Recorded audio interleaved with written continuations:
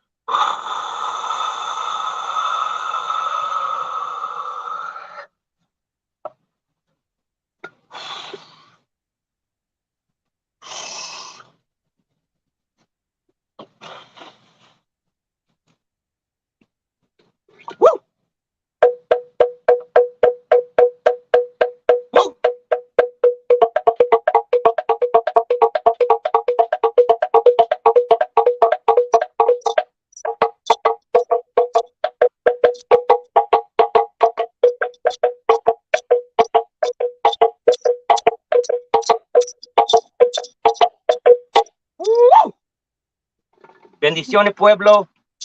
Bendiciones a todos allá. Este jibarito carga sus raíces y le envía bendiciones ancestrales a todos ustedes. Muchas gracias. Es un honor estar aquí con todos ustedes. Lazo Kamati, hermano, gracias. Gracias por tu medicina, por enseñar, por demostrar. Thank you for that medicine, that welcoming. I receive it, and I know that the people are receiving it. I want to read your bio because I don't want to leave anything out. Quiero leer de su biografía porque no quiero dejar nada fuera de a quién vamos a conocer. And so let me tell you about José Luis. He was born in a mountain in San Germán, Puerto Rico. His indigenous name is Guaribo, which means warrior. As an infant, his mother migrated to the East Coast, where José began the first years of his life. At the age of 14, he returned to Borinquen to live with his father. It was there he learned about his indigenous ancestry and the Jibaro culture. He and his wife are learning about the ancestral teachings and educate the community through the use of arts. They participate in performance arts and powwows. José is a director and actor with Arroyo Productions. He is also an artisan. He sculpts, paints, and makes the mayoacan, that is the slit wood drum. José practices Wing Chun and other mixed martial arts. He is a former youth boxing coach. He practices meditation, yoga, and mindfulness. He enjoys healing with nature. José has lived throughout the U.S. and has traveled the world during his service in the military. He is an Iraq war veteran. He is a father of 5, a grandfather of 3, and he is also a father of 4 dogs, one of them being the Xoloscuintle. Gracias, hermano. Thank you again for joining us, for making time to be en la radio and to be with the community, ¿verdad? Porque este es el trabajo de la gente, ¿no? De la comunidad. Seguro. ¿Cómo estás hoy, hermano? ¿Cómo te sientes? Estamos bien, con mucha energía positiva, mucha energía buena. We feel good. We feel great about this energy, this positive medicine. To be outside in nature, it's just the way that we all should learn to be with Mother Earth, to be more. Say again, my sister. let's talk about that. Sí, porque es muy importante. But let's start and tell the world about your migration journey, right? Because Sure. sometimes when we migrate to other countries, it pulls us away from our way of life y la naturaleza. ¿Verdad que sí? Right. Seguro que So, sí. comparte con nosotros a cuál fue tu migration journey. Okay, seguro que sí. I was born, like I said, in a mountain called Oconuco. The mountain still has that indigenous name. I'm gonna fix the camera in a second. That mountain is called Oconuco. It still have that indigenous name, which means Oconuco is a place to grow the yuca. It was a Okay. place, a big mount to grow and do agriculture. Nací en un monte llamado Conuco, que tiene un nombre indígena aún todavía. Un conuco es un monte donde uno siembra su yuca y su agricultura. And I was born in that place with a 16-year-old mother. She just turned 16 and she gave birth to me. And she was screaming and all the jíbaros came out to help her. Yo nací ahí de una madre de 16 años de edad. Ella apenas cumplió 16 años. Un mes antes, comenzó a gritar, no sabía lo que pasaba y los vecinos vinieron a ayudarla. Eran campesinos que hoy conocemos como jíbaros. A los varios meses de mi nacimiento en Boriquén, mi madre me lleva para los Estados Unidos. Several months after I am born in Boriquén, my mother travels to get a better life here in the United States, especially in the East Coast, especialmente en Nueva York, Connecticut, New Jersey, Boston, Massachusetts. Toda esta zona estuve viviendo cuando niño, cuando infante. Y esa fue mi migración aquí a conocer esta tierra llamado América de los Estados Unidos. Sí. That was my journey, knowing what was the United States of America. Yes. Era bien confuso para mí. Sí, sí, para mí también. Sí, sí, también, de niña me trajeron a este país, but you returned back, ¿verdad? Sí, seguro. Tell us about that. Bueno, cuando yo vivía aquí en los Estados Unidos, cuando niño, siempre recordaba que se burlaban de mí, me decían wetback, Mexican, diferentes palabras de esa manera. Había mucho racismo. When I was an infant, a teenager, a young child living in New Jersey, I remember the racism was so strong. They would call us wetback, Mexicans, all kinds of names. Hasta recuerdo que si yo iba a una ciudad donde no estaban los blancos, con mucho respeto, la policía venía y nos sacaba. I remember as a child, if I walk into a neighborhood that was a white neighborhood, the cops would come and tell us to get out of there. It was a lot of racism as I was growing up. Well, anyway, at 14 years of age, I traveled back to Boriquén to be united with my mother, Boriquén, and live with my father and get to know him more. A la edad de 14, tuve el privilegio de regresar a Boriquén, conocer mi madre tierra, conocer mi lugar de nacimiento y conocer mucho más a mi padre. So I am living now in Boriquén with You my live dad. now in Boriquén? Yeah, I'm not at this moment. I'm saying when I'm 14, I'm living with my dad in Boriquén. Right. Sí. And I'm gonna tell you why. I was a naughty child. Era un niño bastante travieso. And my mother couldn't keep up with me. So she said, okay, you're gonna go back with your father. Era un niño bastante travieso. Tenía mucha energía. Y a los 14 años mi madre me mandó para vivir con mi padre, para ver si me tranquilizaba un poco. And so you have really connected with your indigenous roots. And I want to ask you, porque a mí, cuando yo me conecté con mi ancestría, con mi mexicanidad, con mi mexicanidad, yo encontré un orgullo o encontré mi voz. Like Okay, okay.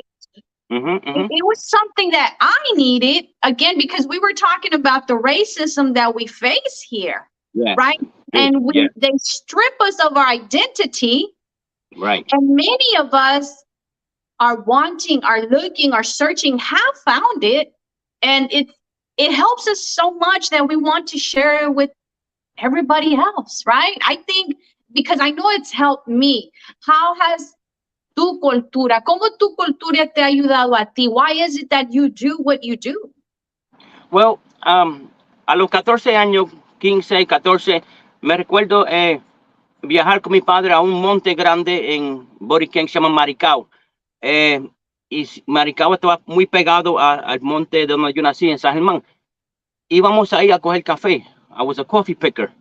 Íbamos a coger café y mi padre, un jíbaro campesino, me dice esta historia, que tenía una bisabuela, le decían salvaje, porque tenía pelo negro largo. Era una india que se trepaba a los árboles y se escondía en los montes para no ser atrapada por perros. Cuando mi padre me dice esto, yo con esa edad que tenía, tan jovencito, pensé que está loco. Sí, papá está loco. Este jíbaro está loco. So at 14 years old, 15, around that age, I go to another mountain close to my mountain, Maricao, and I would pick coffee. I was a coffee picker. And as I come back home, my dad tells me, we are Indians. My great grandmother was an Indian with long black hair. She was a savage, and she would climb trees and hide in the mountains not to be caught because there were men with dogs chasing her. And I said, simply, this man is crazy. Yo dije simplemente este hombre está loco. No quise entender mucho. Era un niño joven. No estaba en ese conectado a eso, lo que él me decía. Mi abuelito de 84, 85 años me repetía la misma historia. Mi tía me decía lo mismo. So my granddad would tell me the same story about his great grandmother being chased by dogs. I ask my titis, my aunts, and they'll tell me the same story. So I'm like, what is this Indian thing about? It was up to I became more mature in life that I kept asking more questions and more questions. I remember, and I want to make it short, I remember being very young at 15 years old. And I don't know why I'm going to say this, but I remember this. I went to the mountain, my father's terreno, and I would sit next to a little creek of water. And I would look up, and since as a young child, I've been having visions. I could see things, or I could feel things. And I would look up in that creek, and I could imagine Indian people wetting their hands by the creek and working by the creek. And I could also imagine a white man in back of them just looking at them and saying, you are now in my land, you are arroyos. So it was just something as a child that I always held on to. Cuando niño, en mi imaginación me iba para una quebrada y ahí yo veía como mi imaginación indios indígenas tomando del agua y detrás de ellos había un hombre blanco. Decía, ustedes son míos, son mi propiedad, ustedes serán llamados Arroyo. So I started thinking, is my last name really Arroyo, or is my last name because we belong to somebody that he was European and his name was Arroyo? So me quedé pensando si mi nombre es Arroyo actualmente o mi nombre Arroyo es porque le pertenecíamos a un blanco como su propiedad y nos nombraron Arroyo porque estábamos cerca de una quebrada o un arroyo. Right. That's interesting. You touched on a few things that you know, estabas hablando del cuento de que te contaban de tu bisabuela, right? This woman, right? Yes. And Yes, you've also talked about these visions or that you could see indigenous people, right? And that you could see the white man, right? And so to me, all of that is, as we were talking, you know, we've had these discussions about as indigenous people, we are spiritual people. Yes. We live in the spiritual realm. Right.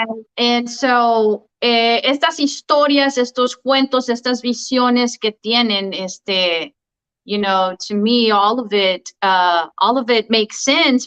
And I wanted to ask you, you have your drum. I see a lot of instruments around you. Tienes Yeah. muchos instrumentos. Yo conozco diferentes instrumentos, pero tienes por ahí el tambor ¿cómo le llaman? Mayoacán. Yeah, we call it Mayahuacan, but there's so many names in Mesoamerica, and Uh-huh. it's the same instrument. And you paint and you sculpt. Yes, I work on rocks, on stones. I'll show you one that this is one of my favorite. This is a Oh, semi. wow. Um, Esa la tienes en una foto. You have that one in a picture. yes, this is my favorite one because it's a marble. And this is a face, right? And on top of his face, you can see the male fertility on top of his head.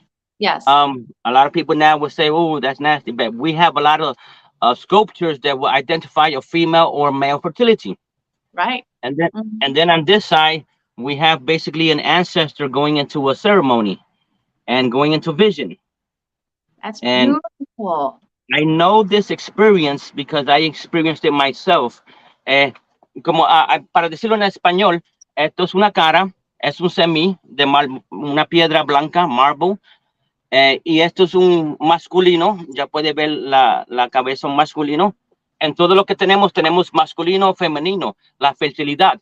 Y aquí tenemos a un ancestro entrando en una ceremonia. Y cuando entramos en una ceremonia, sea de la cojoba o sea de cualquier otra ceremonia, we see things, aprendemos cosas. Pero esas cosas no las hablamos porque para decir eso es porque ya estamos locos, estamos chuecos. When we say we're spiritual, for many people, it means that we're just crazy, we're loony, we're losing it. And I want to touch on that. Quiero hablar un poquitito de esto, ¿verdad? Porque Yes.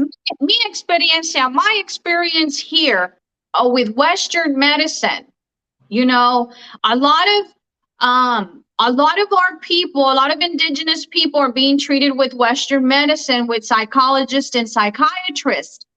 Okay, Yes. if you go and see these doctors, listen, my beautiful people, también date la oportunidad to go see the medicine man, the curandero, and the curandera, because this Western medicine does not understand indigenous mind and spirituality, but they want to diagnose us and get us hooked on all kinds of pills and medication, make the rest of our body sick. So now you got a sick person, sick mind, sick spirit, ¿verdad? Y ahora, that has been my experience. So I had to completely detach from Western medicine y empezar mi vida holística, treating naturally con hierbas and plantas with the sacred herb marijuana, and just changing my diet. Right. And so, again, I want to normalize that we have spiritual conversations, that we talk about what happens in the energy realm and the spiritual realm, and that there's nothing wrong with that. There's nothing wrong with us. Right. ¿Verdad? Y es esta medicina, lo que tú practicas y estar en la naturaleza es lo que está ayudando a mucha gente a sanar y a cambiar su forma de vida, su estilo de vida. Exacto, sí. What is your feedback on that? Okay, mi padre, un jíbaro desde muy niño, casi no tenía escuela. All he did all his life for 60 or 70 years was work on the farm. Mi padre trabajó en la finca por 70 años, toda su vida. Él me decía que sí, que ellos tenían un doctor en el monte. My father would say they had a doctor in the mountain, but the doctor didn't have no profession or no title. I said, huh? Él decía que el doctor no tenía profesión, que era un yerbero o un curandero. Y era una persona que tenía muchas plantas. Sí. Y él me decía todo esto porque ellos no tenían manera de llegar al pueblo, porque en el pueblo, la ciudad, era donde estaba el hospital. He would say this because back then they didn't have a way to go from the mountains to the city In the city, they had everything. They had hospitals and doctors. So they had their own way of healing through this yerbero or curandero. Yes. Same term. And I remember one of my cousins told me that her father, every time he got cut with the machete, he would just take some herbs, some plants, and put it on the wound. Él se Yes. cortaba con el machete uno de los tíos y usaba planta, medicinas y se curaba. So, ellos tenían, los jíbaros tenían un estilo de vida para sobrevivir juntamente con la madre tierra. The Jíbaro people, they had a way of living and surviving, very Yes. connected to the Mother Earth. Yes. We have been for thousands of years. Nuestra gente sabe sanar con la naturaleza. Sí, entonces, a través de las medicinas, de las enseñanzas, I feel that we need to get back to healing more naturally, spending more time outside in nature, like you're doing, having these conversations, tener estas conversaciones, ¿verdad? Para que aprendamos un poquito de todos. Cada tribu, every tribe had something to offer, right? And that's what I like about this, that we're learning and we're healing together as a community. So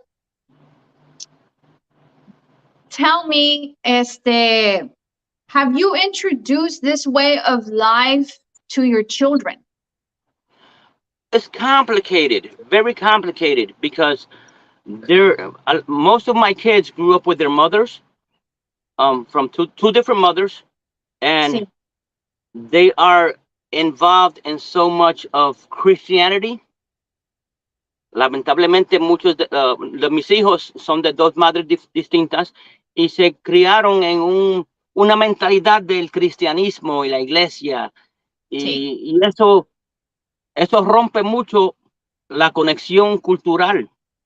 It breaks the connection with culture when you're involved in religion that is not ours, when you're involved in the European way, the white man's way.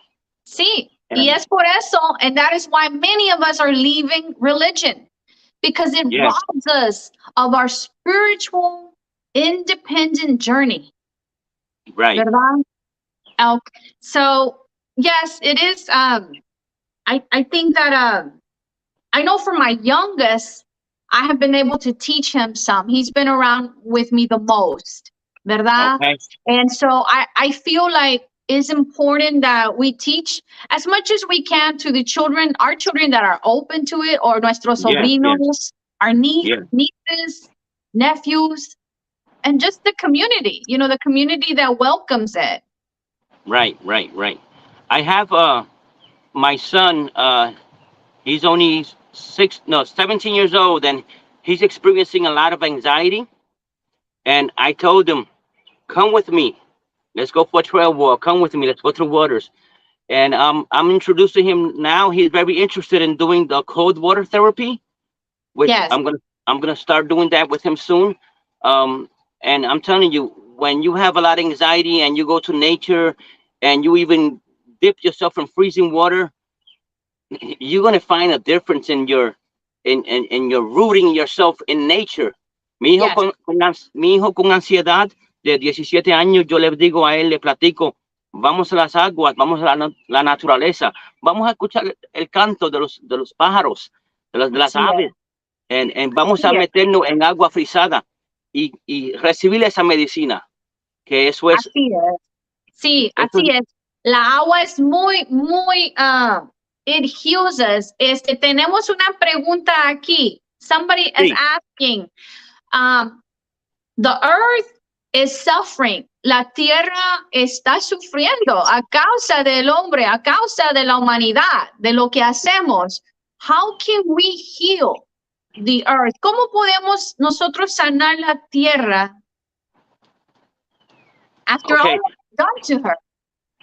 Una buena pregunta. Cuando yo niño, no me importaba tirar una Coca-Cola, un bote afuera, una basura. Just when I was a kid, I didn't care if I threw a can outside on the street, on a bottle. I didn't care of dirtying um, garbage, putting garbage outside. I didn't care. As I grew more mature, I say, wait a minute, that's my mother. I'm dirtying my mother. Mientras iba creciendo ahora y madurando, comencé a notar que esa es mi madre que estoy ensuciando. Le estoy echando basura a mi madre. Si Sí. usted ve el concepto de que esta tierra es nuestra madre, Sí. usted la va a cuidar Y la va a respetar. y That's respetarla. right. If we view nature, Mother Earth, as our mother, as our spiritual mother, as our home, as the being that gives us unconditional love, then we would do right by her, ¿verdad? Exacto. Y la otra cosa es que también forma de cuidarla es plantar, plant, Yes. árboles, grow your own Sí. food. Regálale Aquí- al vecino tomates o regálale semillas Sí. de tu calabacita, Así es. ¿verdad? Así es, como usted dijo, aquí detrás de mí tengo un poco de terreno, sí, y con el poco de terreno, o sea, it could be a lot of land or a little bit of land, whatever it is.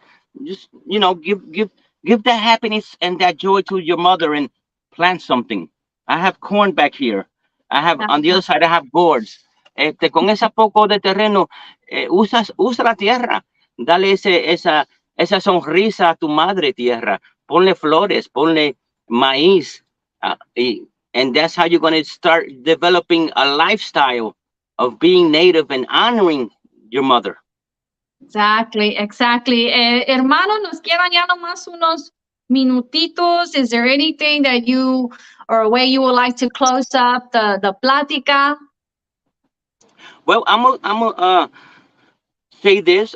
As a Boricua from Boriquén, we have many different natives and groups that have traveled to our islands from Central and from South America. Como un Boricua, me llamo Boricua porque vengo de la tierra de Boriquén y así me llamo de acuerdo a mi tierra. Pero en nuestra tierra hubieron muchos grupos indígenas nativos con distintos nombres que viajaron a nuestra tierra de Boriquén de Centro y Suramérica. So we have many names. The problem that we're having today is the name Taíno. El problema que tenemos hoy es el nombre Taíno, because that is blocking you from the true connection to your people. Ese nombre te bloquea de la conexión real que tú debes de tener con tu gente. Latino, for example, un ejemplo que le voy a dar. Latino es toda aquella persona que habla español, sea mexicano, dominicano, cubano. To say that you're Latino is saying that you speak Spanish. You could be Mexican, Guatemalteco. The same thing with Taíno. Taíno is an umbrella covering the name of so many native tribes of the Caribbean islands. So this is a name that has been hurting our community. A name that is being promoted, is trending, is famous, it makes money. Es un nombre que está golpeando a nuestra comunidad nativa. Es un nombre que no es nuestro. Taíno is Latino. And I have so much to say about it. But I know we'll have to have another discussion on that. Pero yo también tengo estas pláticas con mi comunidad, because I'm not Latin and I'm not Hispanic. Yo soy indígena, yo soy nativa de este continente. Si me identifico por mi nacionalidad, entonces soy mexicana, ¿verdad? Right. But these terms, estos términos que nos han puesto y que siguen cambiando cada cuantos años, Exacto. entonces, if we identify with these terms that the colonizer puts on us, nunca vamos a encontrar nuestra identidad y nuestra verdad.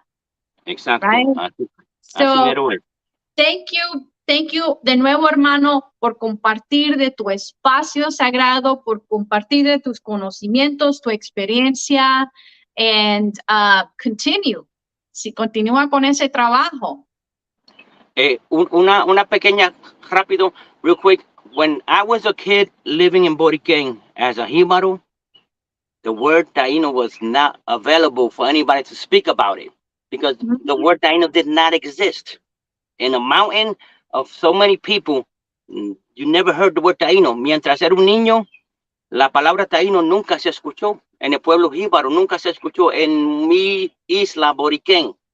So Taíno is a modern word Taíno es una palabra moderna. Sí, sí. Muchas bendiciones, lo quiero un montón. Espero que esta sea la primera vez. I hope this is the Sí. first time, and many blessings to my people. Okay. Gracias, hermano. Blessings. Bendiciones. Hasta luego.